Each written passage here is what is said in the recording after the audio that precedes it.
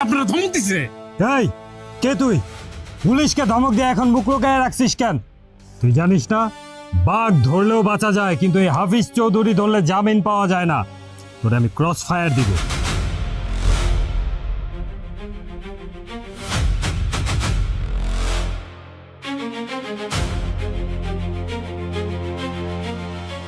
Sir sir sorry sir, sir আমাকে মাফ করে দেন স্যার, আমার ভুল হয়ে গিয়েছে sir.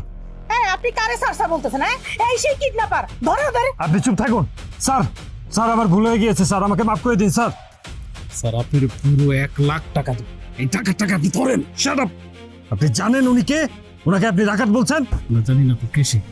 Superintendent of police Nazimuddin Talukdar, অন্যায়ের সাথে আপোষ না করা এক সিংহ মানব। অন্যায়ের কাছে মাথা নিচু না করে স্বেচ্ছায় যিনি অবসরে গিয়েছিলেন, আদর্শ ও সততার প্রতীক আমার বাবা নাজিরপুরের নাজিমউদ্দিন তালুকদার। শহরের বিলাসবহুল জীবন ছেড়ে সে এখন গ্রামের সম্ভ্রান্ত কৃষক, গরিব অসহায় মানুষের প্রিয় নাজিম ভাই।